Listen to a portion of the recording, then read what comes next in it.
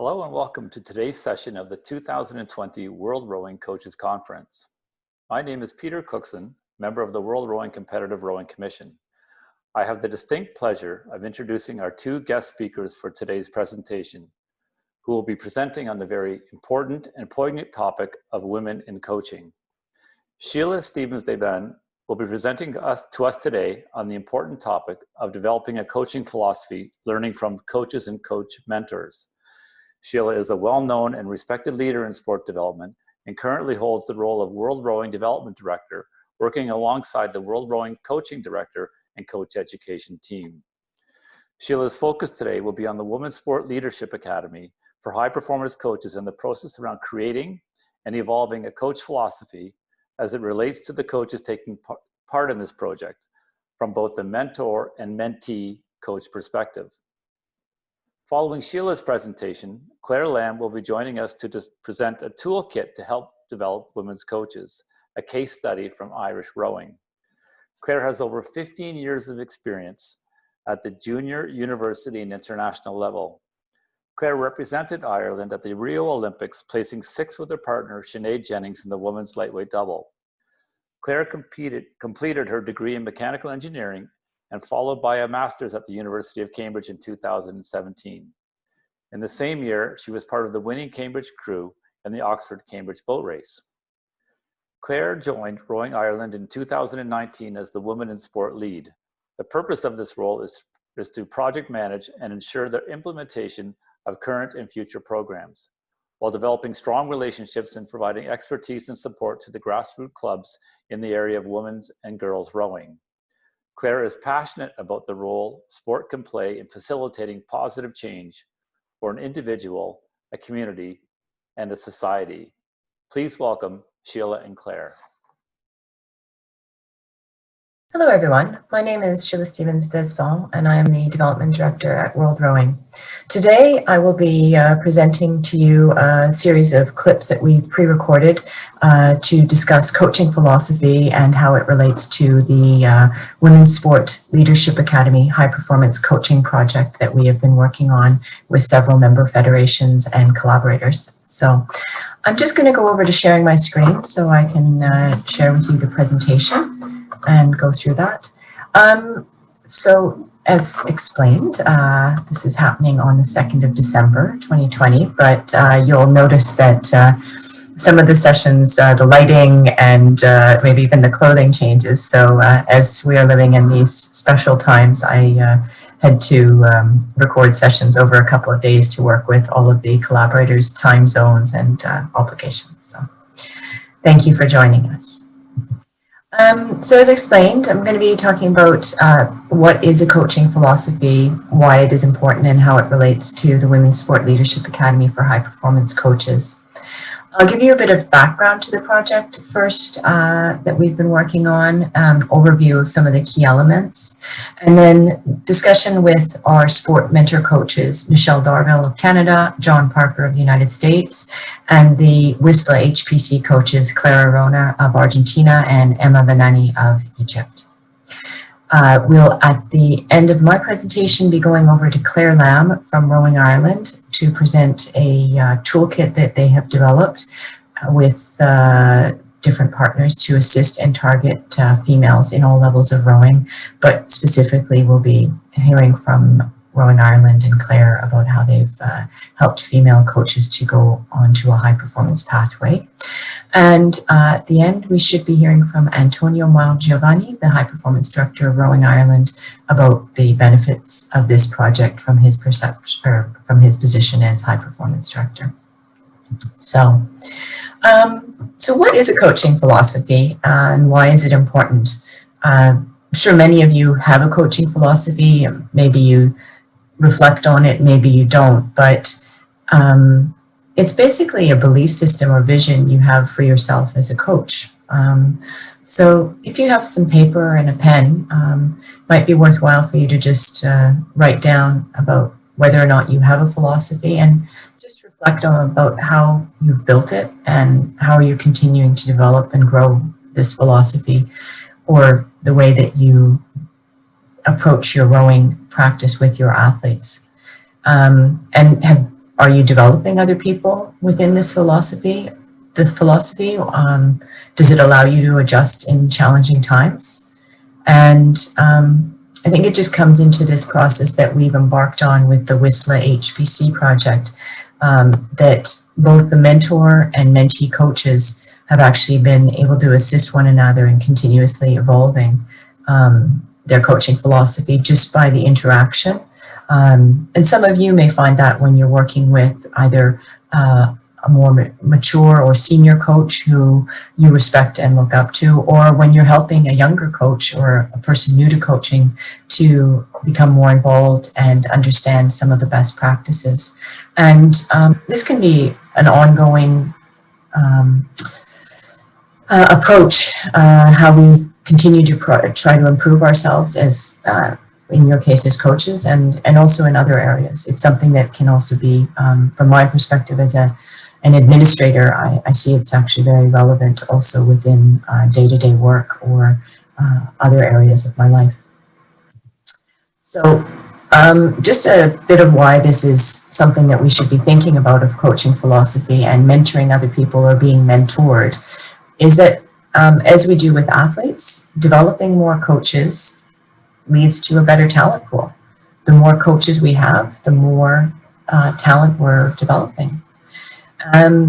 Just took a little bit of a snapshot look at the 2019 World Rowing Championships in Linz, and about 7 of the top 12 national federations have female coaches in the national team program, and beyond that also support staff. When we look at the juniors and under 23s, we see that there are more and more female coaches getting involved.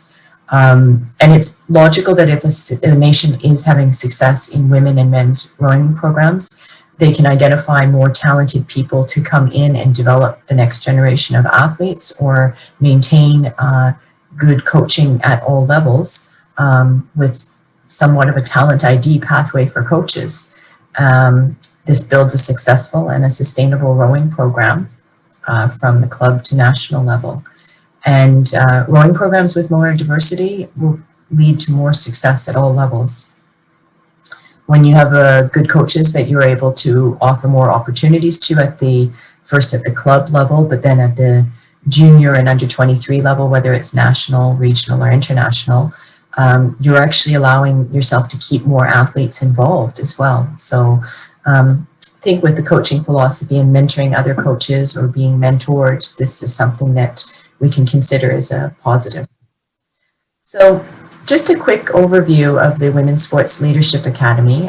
We just started the second session for and as a virtual session the beginning of the month of November.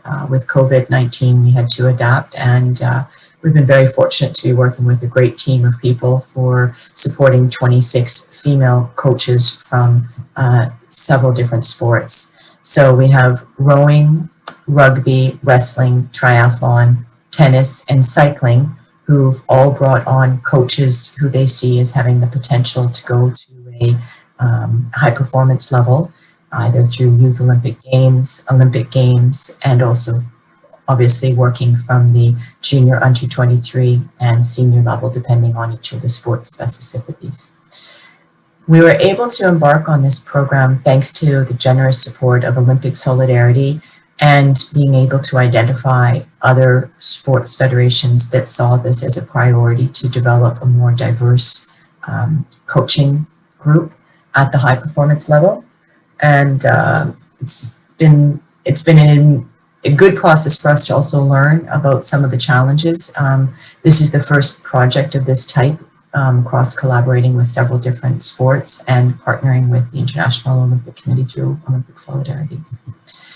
The background to why this was seen as a focus for both the International Olympic Committee and for the international federations who've become involved is basically looking at the statistics that you see. On the athlete side, if we go back to the Vancouver 2010 Winter Olympics and then look at the London 2012 Summer Olympics, going right through to the most recent event in Pyeongchang, we can see that the athletes numbers are generally going up, and if Tokyo had happened in July, August of this year, we would have seen the numbers being almost at 50-50 for athletes.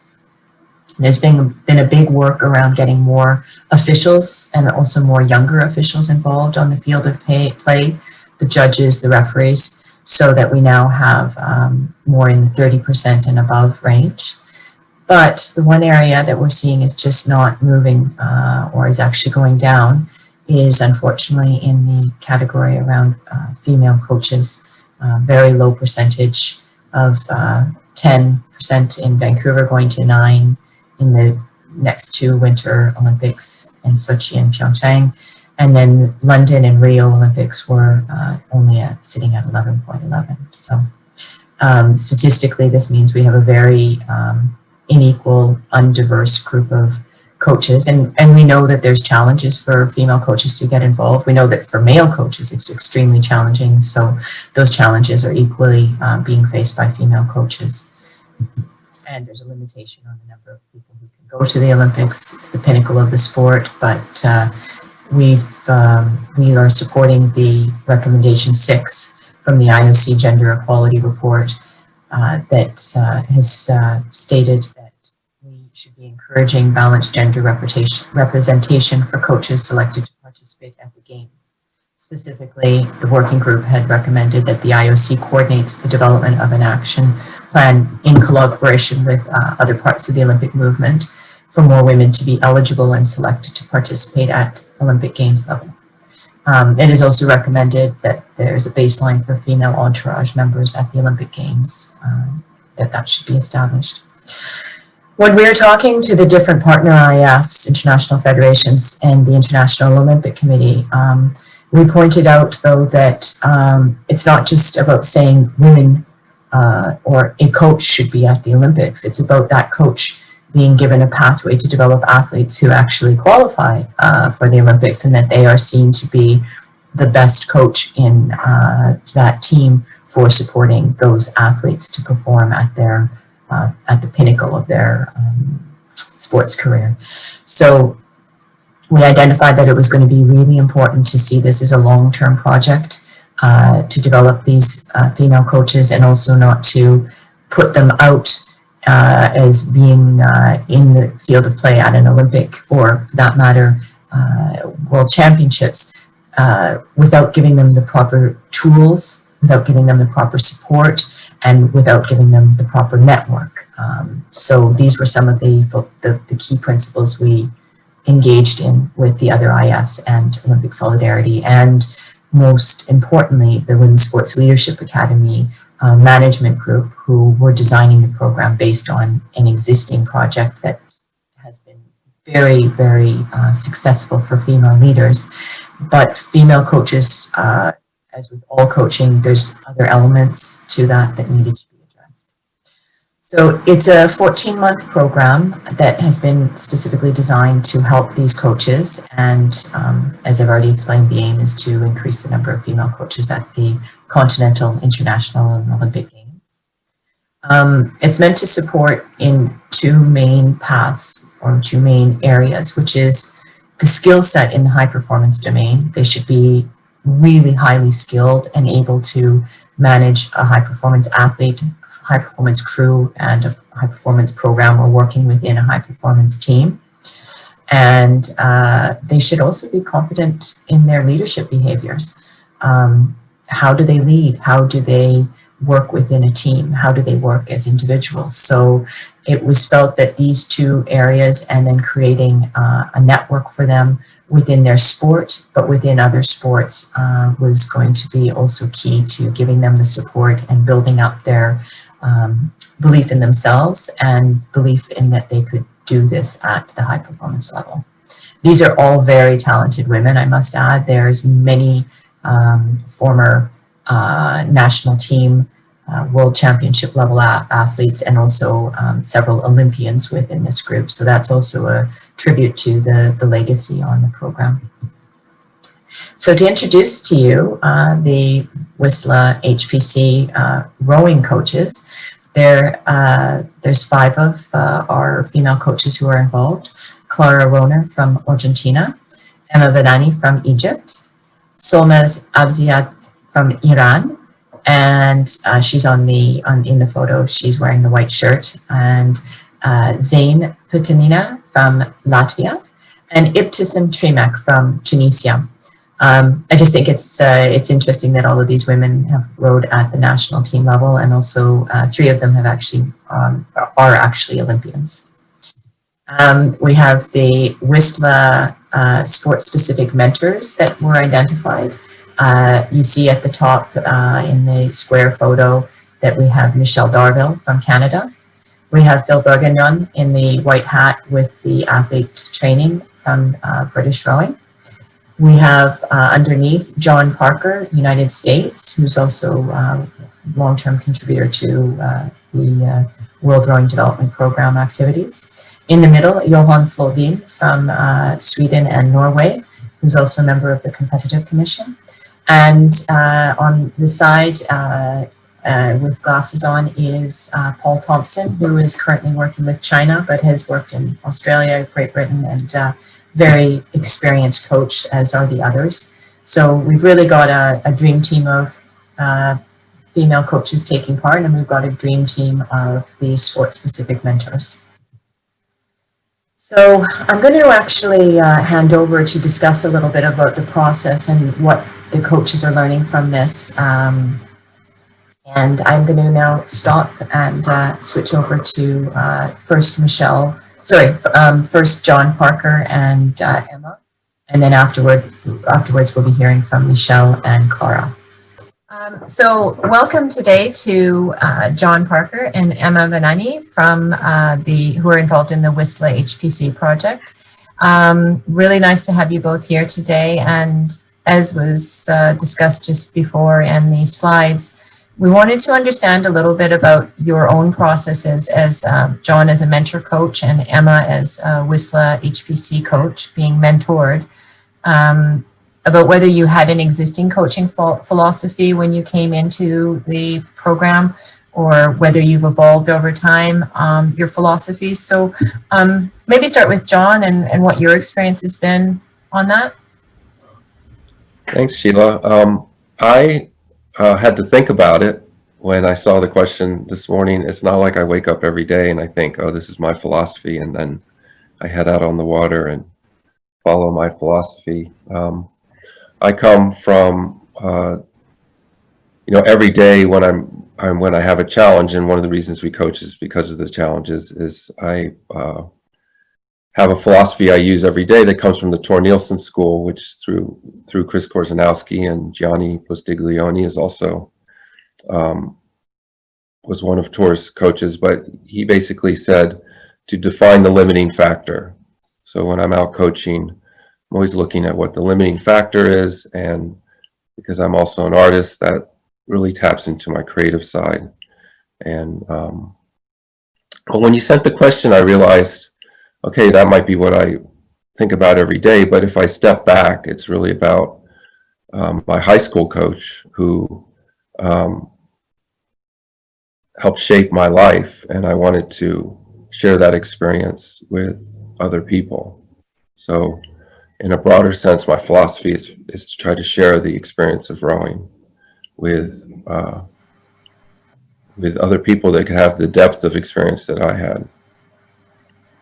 Would you say that's in a way because it's the philosophy that coach shared with you, and also the philosophy of the other coaches you mentioned, it's sort of defined a bit of who you are, or is it something that's continuing to grow and evolve in terms of how your vision or your belief around those things? Well, I think I've come to this realization when I reflect back. I think in the beginning it was about winning, and I wanted to win and have success, and as a coach I wanted to win and have success, and was sort of consumed by that.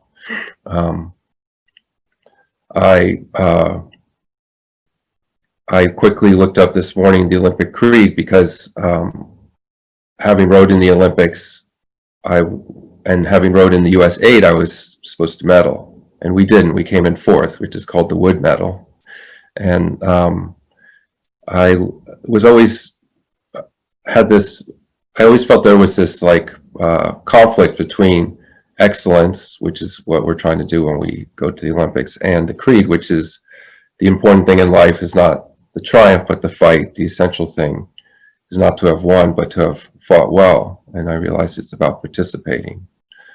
And that philosophy's definitely had to change, and this general philosophy's had to change because I wanted to be a U.S. head coach, and then I was a U.S. head coach at one time, and then wanted to do the same things as a club, which I did, and then in the last, I think now it's 7 years, it's hard to believe it's that long, is helping World Rowing with the development program, and that's what's evolved. Is I realized that it's more, I get more from sharing this experience than necessarily the other things that I mentioned. That's been really interesting. And actually, this is where our philosophies kind of meet. I come from a background of education. I've been a teacher for 7 or 8 years now, for primary. And I think a lot of that is not built on just performance, but just the upbringing and the whole experience of that. And there is a lot more to a teacher other than the actual content or the material that I'm delivering to the kids. And I think this has helped me a lot in coaching right now, being in this position. Okay, maybe they're kids or maybe they're older, but I think it's a good coach, or the philosophy, I would kind of sum it up into this person who creates the environment or the experience, whether to athletes or to students or possibly your own children, that even if you're not there, they know their targets and they know they're on the right path. They feel the trust between both of you. You're aligned with your values and integrity, and this is translated every single day through your actions and through the presence you have among the athletes, and how this is also transformed from them to you, and this is how it goes. I think I was never, even as a teacher, I was never test-oriented in this way. Like, you don't have to get the highest grades, but it happens naturally, because if you work hard, more or less, you're happy with the results, no matter how bad or good they are. And I think this is what's happening for me right now.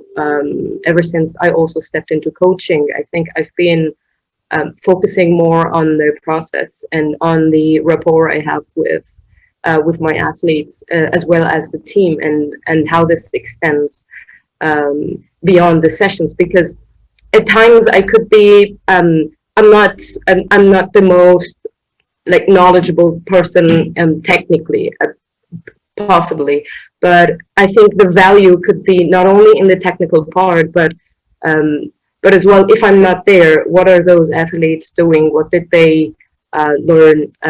How did I impact? How is this communication meaningful for both of us, me, them, and the environment around us?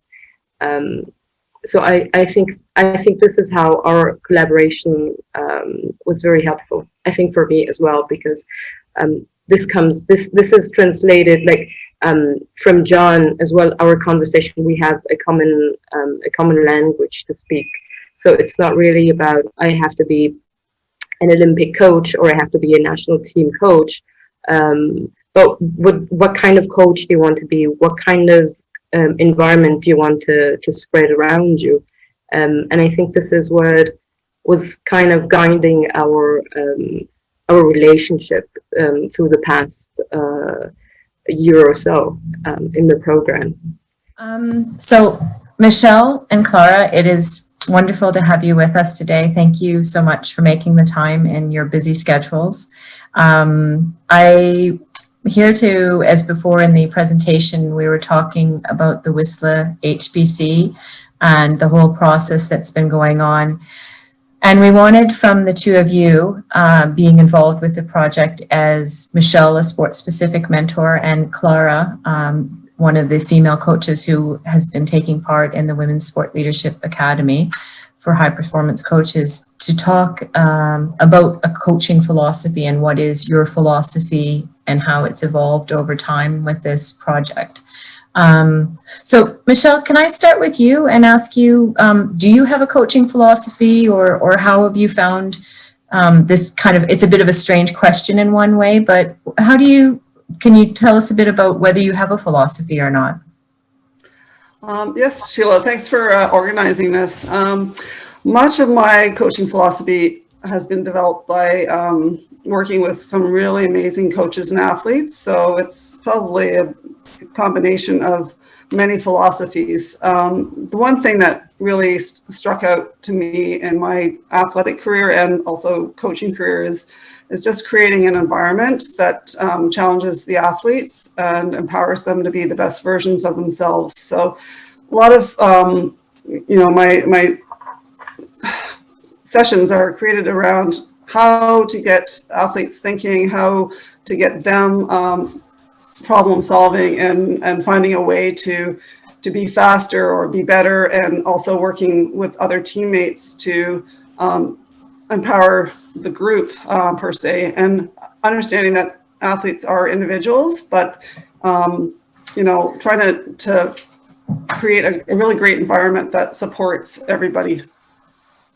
Okay, so I mean, that really resonates with me, and I can understand how, especially working with the athletes you're working with, that is making, it's really a daily kind of like, how are we going to challenge ourselves? Within the context of working with other coaches, and specifically with Clara, have you applied that same sort of philosophy to empowering another coach to develop and grow, or have you taken a different approach to the work that you're doing with Clara? Well, Clara and I, and some of our conversations, we went through about the communication with the athletes, and how to get the athletes thinking about what they're doing so that they're present in the moment, rather than just prescribing a workout. It's about that almost challenging the athlete to become the master themselves, and be curious about what they're doing, what's making the boat move. And just asking the questions and being patient with the athlete trying to figure things out, not being always so prescriptive with instruction. Oh, okay, that's okay. But well, that leads me into, I think the next question I have for Clara is about, did you have a coaching philosophy before you started the WSLA HPC, or how is the work with Michelle helped you to kind of define one? I'm curious what your perspective is. Well, now I'm working in that. I think it's not easy to find a coaching philosophy. I'm a young coach, and so I have my learning from the rowing, like athletes.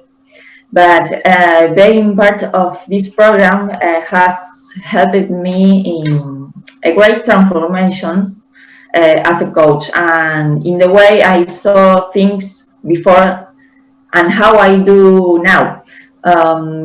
First of all, I achieved several personal changes to improve self-confidence, and which changed my attitude with my athletes and colleagues and the other coach. And because many times we have the best intention to achieve a goal for the team, but perhaps what we do is not the ideal for that team or for that moment situation. And maybe we must to adapt the philosophy. I don't know if the philosophy, but we must to adapt the decisions we must to take in different situations.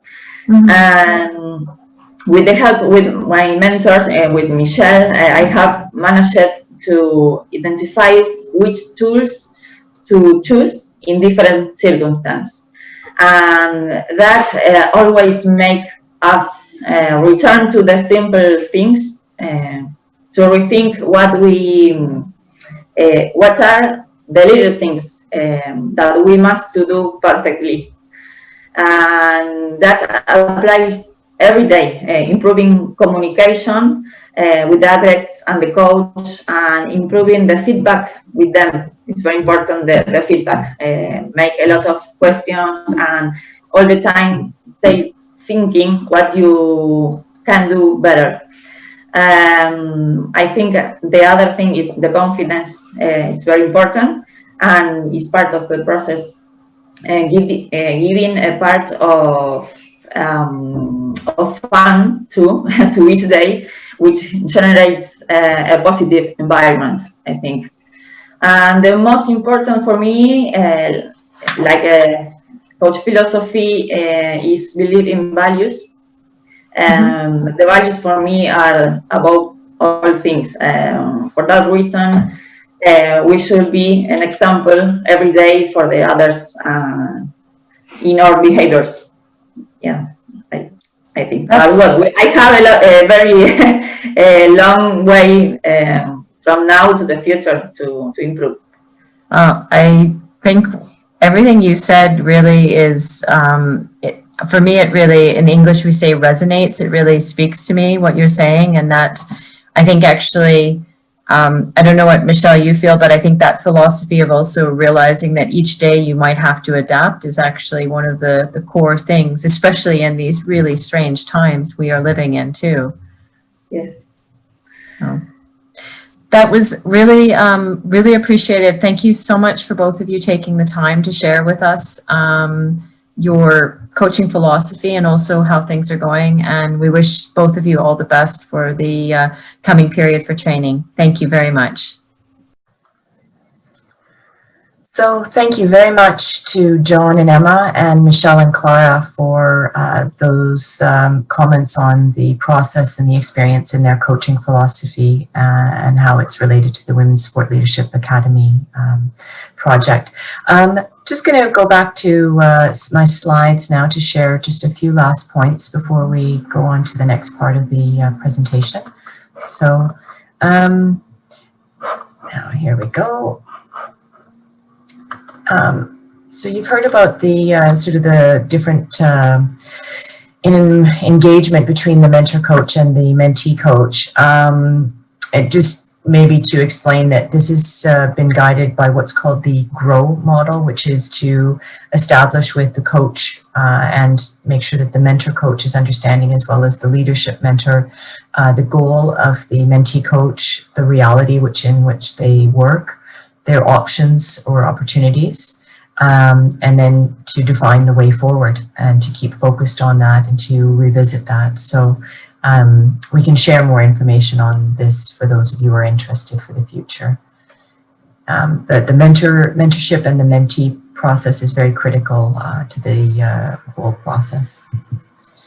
We're hoping with this project that we are going to be starting to work with the member federations and yourselves as coaches to build on what has been done and to improve it and to develop it for the future, so that we can engage with more national federations and where possible their national Olympic committees to partner on practical ideas to help women in coaching programs.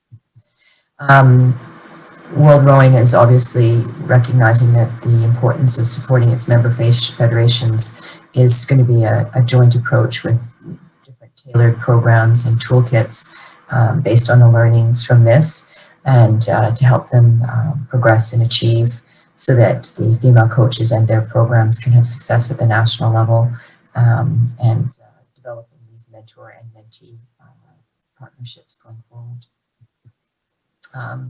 We believe that the legacy will also need to have a tailored approach about what works in each federation around recruiting female athletes or officials to get involved in coaching, and providing opportunities for national federation that can also help to reinforce good practices with athlete to coach pathways, not just for female coaches, but also for other coaches, and to encourage a bit more diversity as well. We'll also be working with the federations and the NOCs to understand the mentorship and education training process that helps to define these pathways from club to high performance, but working within the national context and the cultural context. We realize that each nation has its own unique set of factors that need to be considered when projects are being developed, and what will work in one nation may not work in another. So we're going to continue, we hope, into 2021 and beyond to offer co-coaching support and longer-term engagement ideas so that federations can look at ways to support. In some cases, there are grants and scholarships available for these types of projects going forward if we work closely with national federations and, as I mentioned already, the NOCs. Just the idea will be to make sure that there's a retention of female coaches and a fostering of the environment that needs to be in place to accommodate these coaches and their unique needs. Again, I believe that this can be applied to all sorts of settings, but it's for us specifically a focus for this project. We want to look forward to in the future seeing more diverse coaching teams with roles for women and men and different populations taking on a more engaged and active role going forward. It's my pleasure now to introduce you to Claire Lambe from Ireland. I'm going to, it's going to just stop sharing my screen here now. So just a moment, stop share. Claire started rowing in 2010. She's rowed at the national, international, and also the Olympic level with her Rio 2016 A final with Sinead Jennings being great performance there. And she got involved with Rowing Ireland after having done her undergraduate and then master's degree at Cambridge in rowing in the boat race. She's got a degree in mechanical engineering, but is now working as sport lead with Rowing Ireland to look at ways to for women in sport. So over to you, Claire. Sorry, I had a bit better overview to present there. So Claire, it's really great to have you here today, and we're looking forward to your presentation. Over to you. Thank you, Sheila and World Rowing for having me here today. So I'm just going to share this presentation with you now and talk a bit about what we in Rowing Ireland are doing around women in sport and women in coaching. So I kind of feel like I have to start from the start before I came in, and that's with Sport Ireland. So Sport Ireland is our national federation, like overseeing all sport in Ireland, and the funding decisions are made at that level. So in 2019, Sport Ireland brought out their women in sport policy, and with that, they really put their kind of money where their mouth was and provided funding to each sport in Ireland to basically spend as they wish, where they saw the gaps were in developing programs and initiatives for women in sport. So through that funding, Rowing Ireland was able to create my role and also fund different initiatives in the areas where we saw the biggest potential for increasing our women's participation in rowing. So through that Sport Ireland Women in Sport policy, they identified the 4 pillars that where we basically need to look at our women in sport and how we're performing. So they were coaching and officiating, active participation, leadership and governance, and visibility. So if I talk just briefly about like active participation and how that is in rowing in Ireland at the moment, we've made big strides in probably the last 5 years alongside the Get Go and Get Rowing program, and getting at junior level quite a level playing field between men and women participating. Then in leadership, we appointed our first female CEO in 2017, Michelle Carpenter.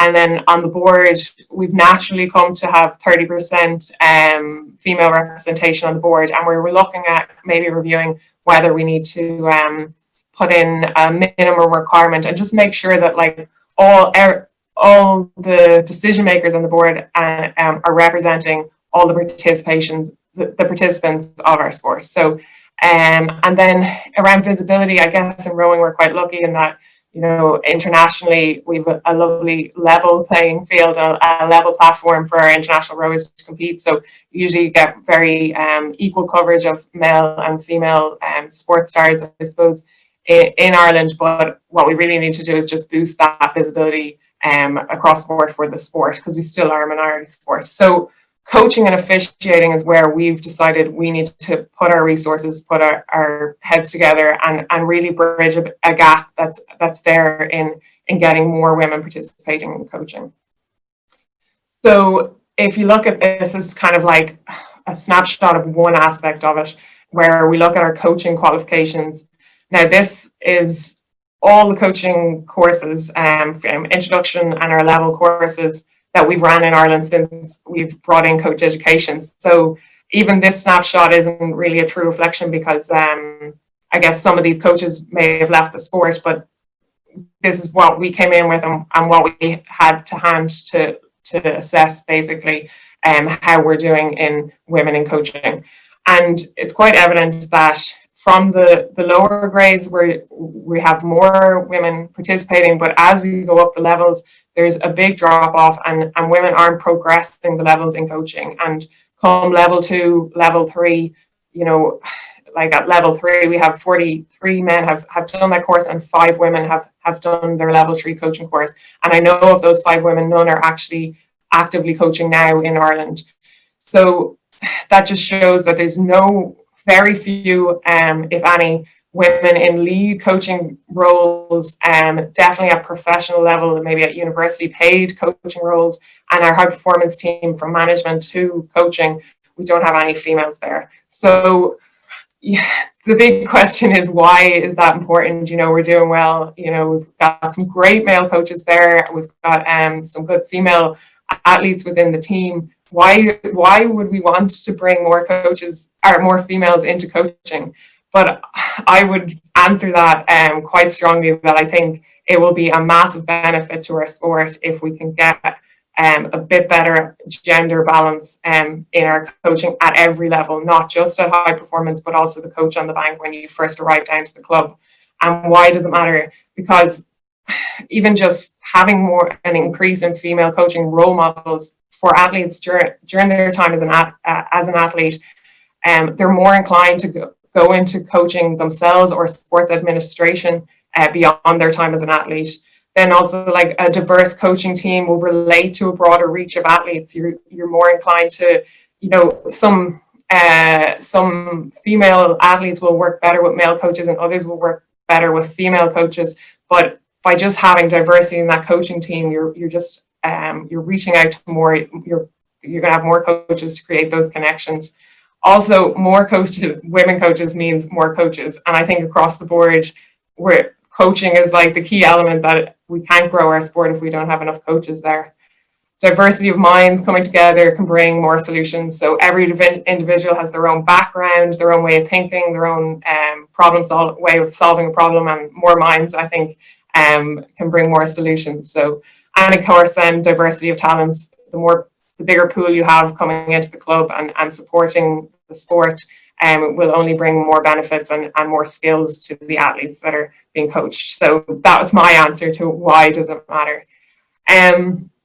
So I guess what I did when I came into this role was we wanted to be really clear to the whole rowing across the board from club level to high performance of what our strategy is. So we developed a women in rowing strategy, outlining our long-term and our short-term goals. So our long-term goal is that we want to achieve gender balance in all aspects of rowing in Ireland. So participation, coaching, officiating, so it's our umpires, and leadership and visibility. So we're talking long-term, maybe 5 years plus. And then on the short-term, we're looking at 2 kind of main goals. So like I showed in that slide earlier, with reporting of coach education courses, we want to set up something that's really robust, that we can say, this is exactly on this year in 2020, you know, this is the number of female coaches we have on the banks or in the launch. And so we want to set up a clear and comprehensive reporting and record system, which we're kind of putting in place this year, and a coach registration system that encourages coaches to register with Rowing Ireland. So we have really strong figures and that are really credible. And then also we're developing, piloting and rolling out a number of initiatives that are focused on recruitment of female coaches, development of female coaches, and the retention of female coaches, and officiating as well. So I'm just going to, this is like a snapshot of kind of the different initiatives we're rolling out, or have done over the last year. But the ones I've highlighted in bold are probably the ones that I'll talk about a bit more in depth now. But like I say, it's around, we recognize that it needs to be in recruitment. We need to develop our coaches and that we need to retain them. So the first thing I'll talk about is increasing that visibility, say the importance of role models. And we also we have some great role models within the Irish team at the moment from the athletes' perspective, but we need more strong role models of female coaches, and that's across the board, I think, for world rowing and for club level as well. So we brought in a women in coaching spotlight, and we do kind of interviews with different club coaches that have had success over the last few years and different experiences. We're also doing a workshop for coaches around retaining teenagers in sport as they progress through the sport. So again, it's just showing our intent. And then also we did a webinar series where we interviewed some great female coaches like Larissa Bessenthal and Nasa Russell, and then also some of our club coaches and asked them how they operate in their club. So I think that's key.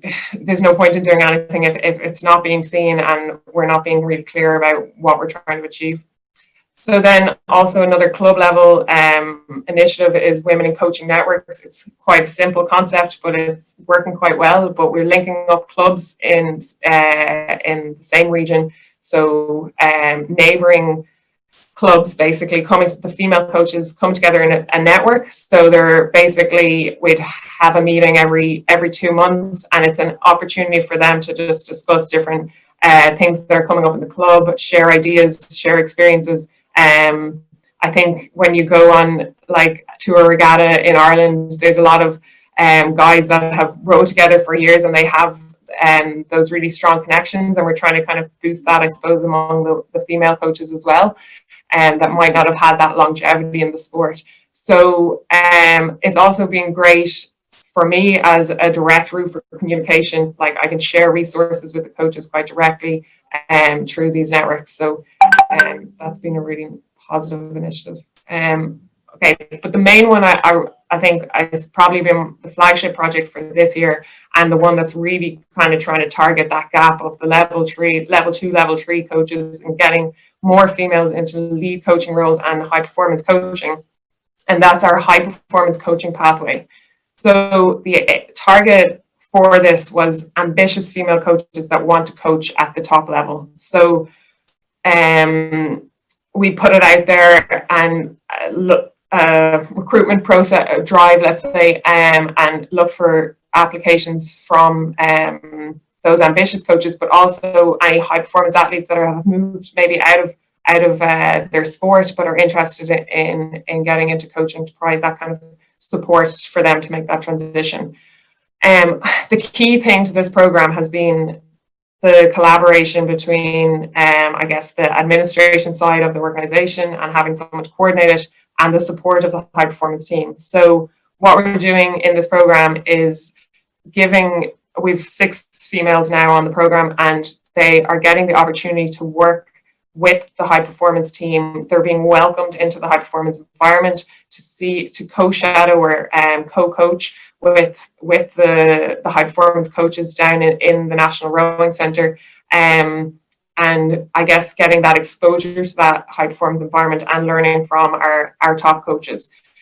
Then with that, we're also providing kind of personal development workshops that are around, building your philosophy as a coach, your confidence, and building your gravitas, understanding your strengths, that are really important for these women that are going to be trailblazers, I suppose, if they get to that, at least in Ireland, if they get to that level.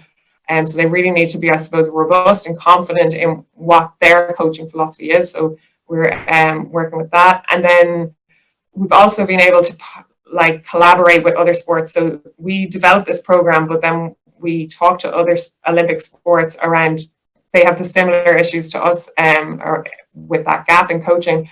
And cycling, triathlon and boxing have also come on board. So it means there's a really great networking opportunity for our rowing coaches to mix with other female coaches in other sports with similar ambitions.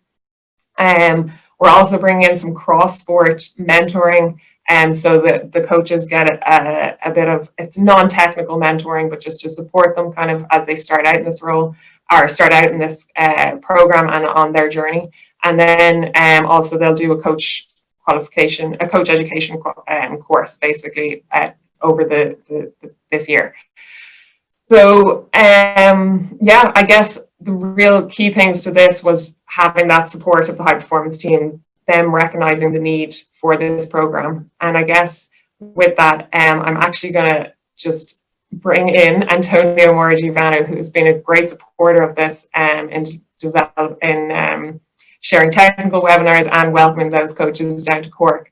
So I'll just hand over to Antonio now.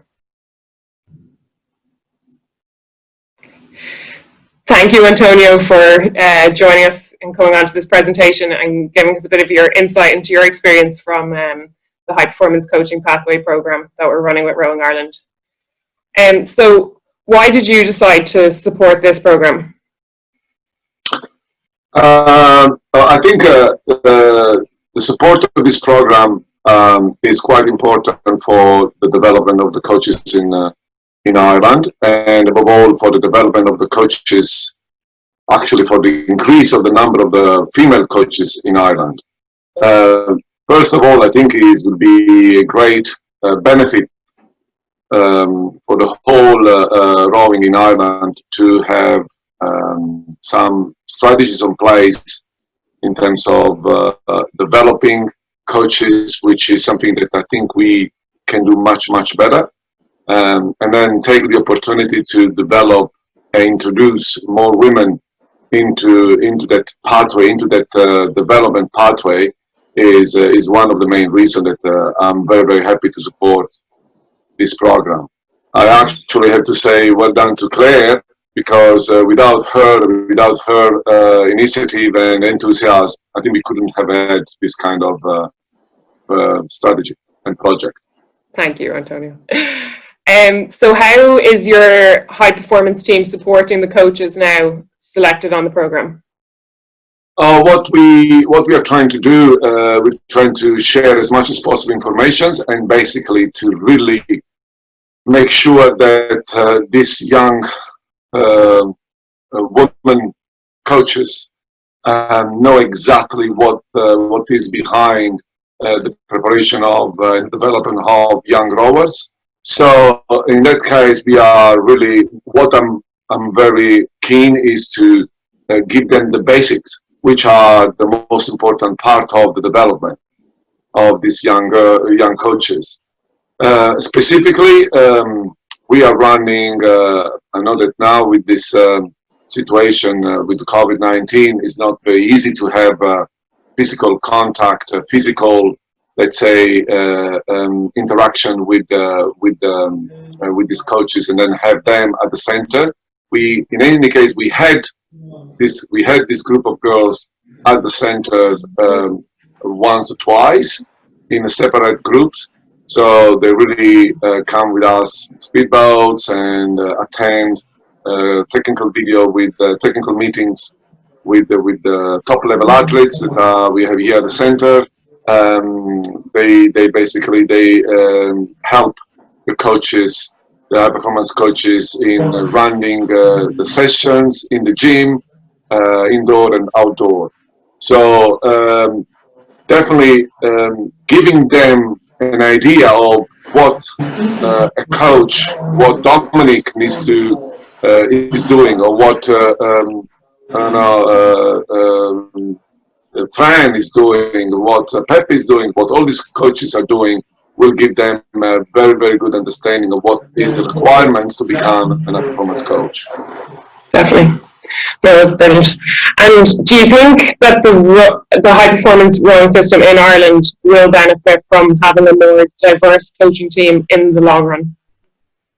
Absolutely, there is no doubt. I think in Ireland, first of all, we need more coaches, and definitely more good coaches, and definitely more female coaches would be definitely a great help to develop the number of coaches that at the moment are quite low. So and we know that female coaches can definitely see things differently and more in a positive way than male coaches. So the diversity to have female and male coaches in the same environment will definitely add more positives to the development of the high performance athletes, and not just high performance athletes. We all know that the female are more sensitive than males, and then something that we don't see emotionally, women, they see better than us, which is something that sometimes we coaches, we are missing a little bit. Coaches the majority of the coaches, they like to be very objective, number, times. When the female, they see a little bit more behind the numbers, and then they definitely can help. Yeah, it makes a combination of the two, definitely. And then finally, have you found that it detracts or it takes away at all from the work of your high performance team by having those extra bodies around, asking questions, following the team's coaching, or do you think it adds to the work of the coaches there at the National Rowing Centre? That's a good question. Definitely, it's a more job for us, more time to dedicate our resources, human resources, and answering questions. But I think that the questions and the time that we spend to answer to these questions let us also know a little bit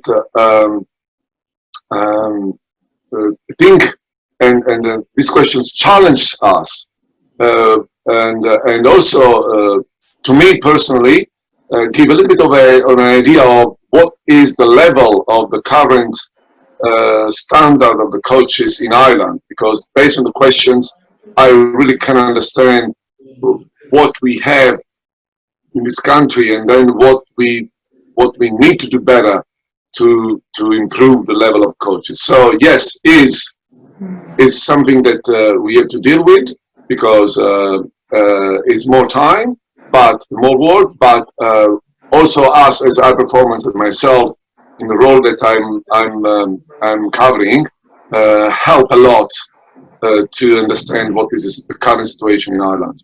Yeah.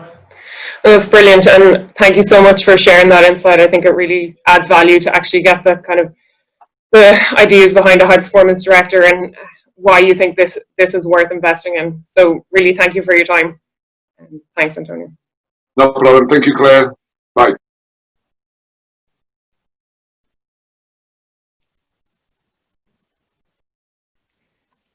Great. Thank you, Antonio, for that. Really brilliant to have him supporting this program. Thanks very much, Antonio, from World Rowing as well. So I guess, again, continuing on this, the high performance coaching pathway, I see that there's a lot of international potential for similar type programs to be replicated across federations. And I think if that was the case, there'd be a great opportunity to have international collaboration of the programs and for these coaches. And it would give the coaches that we're trying to bring along, more international experience and a network outside their own country. And I also think now we're coming to the end of an Olympic cycle.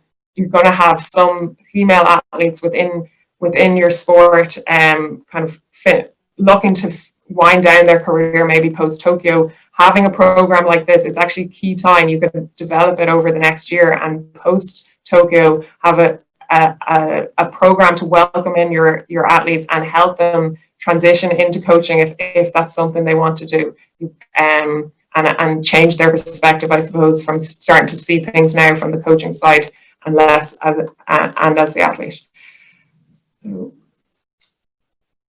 So yeah, that pretty much brings me to the end of the presentation, but it kind of was a bit of a whistle-stop tour of what we're doing here in Women in Sport. So I would really welcome, like, if anyone has any further questions or wants to develop something similar in their own federation, please do get in touch by email at claire.lambe@rowingireland.ie. And thank you very much, World Rowing, for the opportunity to share the work that we're doing. Thank you so much, Claire. Just really an inspiring presentation, and such a great example of how you've really taken sort of a strategy and put it, implemented it, and now you're really having these clear projects with associated performance indicators and the ways that you're measuring. But I think also that other side of that, just that is it intangible or tangible, that the coaches having their own network, getting to work with the high performance director, Antonio, and the other league coaches in Ireland, and creating a place where they're feeling that they're welcome and that they have an opportunity, but also showing the athletes and the officials that this is part of a community, and it's actually a healthier probably ecosystem in Rowing Ireland because of that. As we've discussed in the previous part of the presentation, the women that we're working with through the WSLA HPC and their sport-specific mentors, I think there's some commonalities between the two areas, but I think what will be really interesting as we work with you more closely is to see how we can also help those nations that we're working with who want to build on this, to learn from Rowing Ireland. And I guess maybe as one or two just final questions, is there anything that you have been really surprised by or pleasantly surprised by within this process, or something that you hadn't expected that you had to deal with? So I guess one thing that I've been quite pleasantly surprised by was specifically to the high performance coaching pathway, is like how by just giving the coaches a little bit more support and saying, yeah, we actually want you to develop and we're really interested in you as coaches, I feel like they've grown in confidence themselves, and for example, a couple of those coaches from the Leinster region are trying to organize more group training for athletes that are going to start trialing. So, I just feel like it doesn't take a lot, but it's just to say, we at Rowing Ireland really value you as a coach and we want to help you develop, is enough to give people confidence to, go with an idea that they thought maybe wouldn't have been picked up on without that kind of backing, I suppose, or without that cap put on them. So that's been, I suppose, a pleasant surprise out of it. And I